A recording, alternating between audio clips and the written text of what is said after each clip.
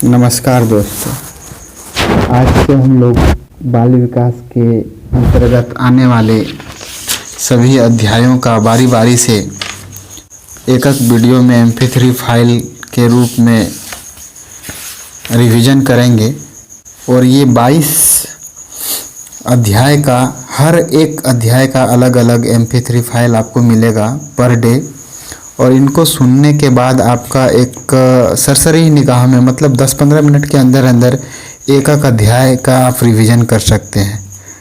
परीक्षा आपकी बहुत ही नज़दीक है और इस तरह से अगर देखा जाए तो 9 मिनट में 10 मिनट में एक अध्याय का विस्तार से रिवीजन बहुत मायने रखता है। हाँ, और एक बात ये है कि इस 10 मिनट में आपका इस टॉपिक से अगर कोई भी क्वेश्चन बनता है तो 100% गारंटी है कि आपका वो क्वेश्चन छूटेगा नहीं।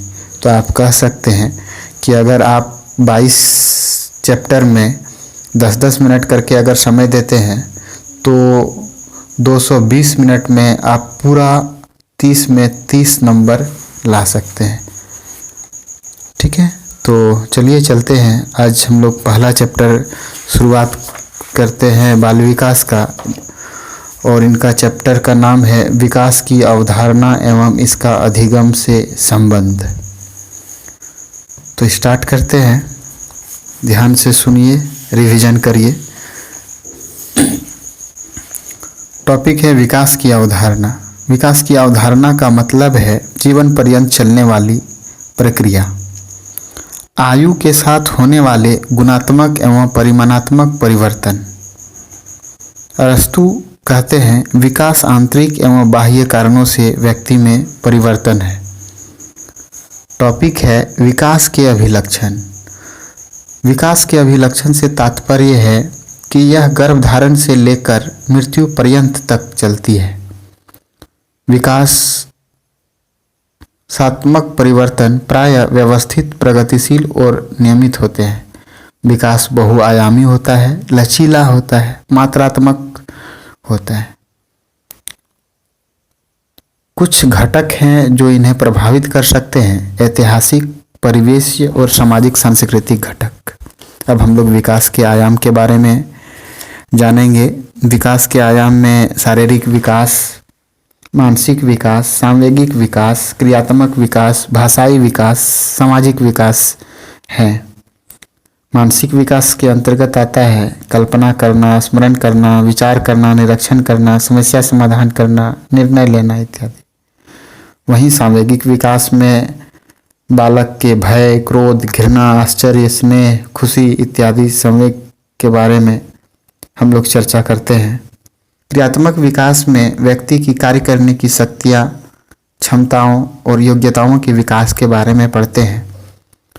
जिन बालकों में क्रियात्मक विकास सामान्य से कम होता है उनके समायोजन एवं विकास हेतु विशेष कार्य करने की आवश्यकता होती है।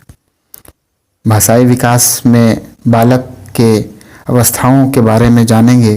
जैसे बालक जब 6 माह से 1 वर्ष के बीच का होता है तो ये कुछ शब्दों को समझता है। वहीं 3 वर्ष की अवस्था में कुछ छोटे छोटे वाक्यों को बोलना स्टार्ट करता है और 15 से 16 वर्ष के बीच में काफ़ी शब्दों का समझ विकसित हो जाता है। सामाजिक विकास के अंतर्गत हम जानेंगे कि समाज के अंतर्गत रहकर विभिन्न पहलुओं को सीखना ही सामाजिक विकास कहलाता है। समाज के अंतर्गत ही चरित्र निर्माण, अच्छा व्यवहार तथा जीवन से संबंधित व्यवहारिक शिक्षा इत्यादि का विकास होता है। बालकों के विकास की प्रथम पाठशाला परिवार को माना गया है, इसके बाद समाज को। अब हमारे पास टॉपिक है वृद्धि। तो वृद्धि का अर्थ होता है बालकों की शारीरिक रचना का विकास, जिसके अंतर्गत उसकी लंबाई, भार, उसका मोटाई और अन्य अंगों का विकास आता है। नेक्स्ट टॉपिक है वृद्धि और विकास में अंतर। तो वृद्धि की जो क्रिया है ये आजीवन नहीं चलता है, जबकि विकास एक सतत प्रक्रिया है, ये जीवन पर्यंत चलता है। वहीं वृद्धि विकास की प्रक्रिया का एक चरण होता है, जबकि विकास अपने आप में एक विस्तृत अर्थ रखता है।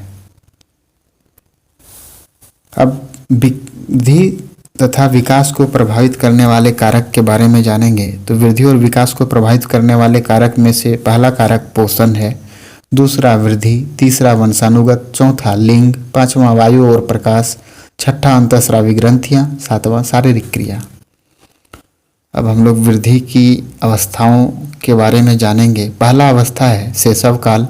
जन्म से 2 वर्ष की अवस्था को शैशव काल अवस्था कहते हैं। इस अवस्था में सीखने की क्षमता का तीव्र गति से विकास होता है। दूसरी अवस्था है बाल्यकाल। इसको 2 भागों में विभाजित किया गया है। पूर्व बाल्यकाल 2 से 6 वर्ष की अवस्था। इस अवस्था में बालक भाषा को सीखता है, यानी भाषा सीखने की सर्वोत्तम अवस्था है। दूसरा फेज है उत्तर बाल्यकाल। 6 से 12 वर्ष तक की अवस्था को कहते हैं। इस अवस्था में बौद्धिक, नैतिक, सामाजिक, तर्कशीलता इत्यादि का व्यापक विकास होता है। बच्चे समूह भावना का विकास करते हैं। इस अवस्था में बच्चे खोजी दृष्टिकोण एवं घूमने की प्रवृत्ति का विकास करते हैं। तीसरा अवस्था किशोरावस्था है, जिसमें 12 से 18 वर्ष के बीच की अवस्था कहते हैं इसे। इस अवस्था में किशोर की लंबाई, भार में वृद्धि होती है, साथ ही साथ मांसपेशियों में भी वृद्धि होती है।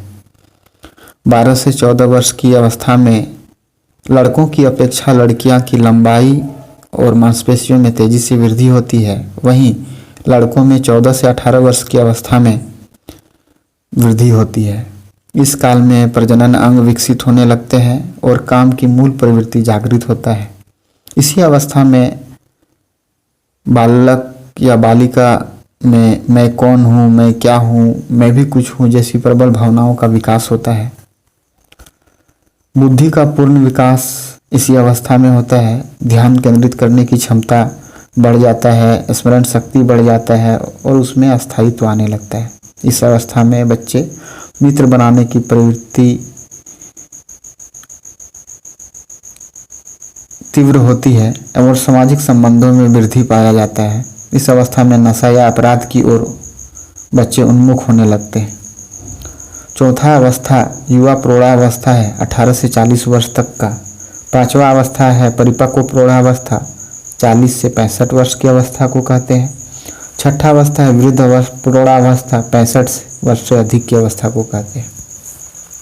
अब हम लोग जानेंगे अधिगम के बारे में। अधिगम क्या है? अधिगम सीखने को कहते हैं और ये प्रक्रिया जन्म के तुरंत बाद से ही शुरू हो जाता है। कुछ मनोवैज्ञानिकों के द्वारा कुछ परिभाषाएं दी गई है, जैसे गेट्स के अनुसार अनुभव द्वारा व्यवहार में रूपांतर लाना ही अधिगम है। ईपीएल के अनुसार अधिगम व्यक्ति में एक परिवर्तन है जो उसके वातावरण के परिवर्तनों के अनुसरण में होता है। क्रो के अनुसार सीखना आदतों, ज्ञान एवं अभिवृत्तियों का अर्जन है। तो इस तरह से हम लोग बाल विकास का पहला अध्याय को पूरी तरह से रिवीजन कर लिए हैं। इस ऑडियो को बार बार सुनिए और इस अध्याय से आने वाले कोई भी प्रश्न आपका किसी भी एग्ज़ाम में, चाहे आप सीटेट का एग्ज़ाम दे रहे हो, यूपी टेट का दे रहे हो, बिहार टेट का दे रहे हो, चाहे हरियाणा टेट का दे रहे हो, कहीं से भी दे, कोई भी एग्ज़ाम दे, आपका क्वेश्चन नहीं छूटेगा। इसका पूरा 100% गारंटी है। इसलिए आप मन लगा कर इसे सुने, बार बार सुने, ये आपको याद आ जाएगा। तो हमारे इस ऑडियो फाइल को सुनने के लिए आप सभी को तहे दिल से शुक्रिया, धन्यवाद।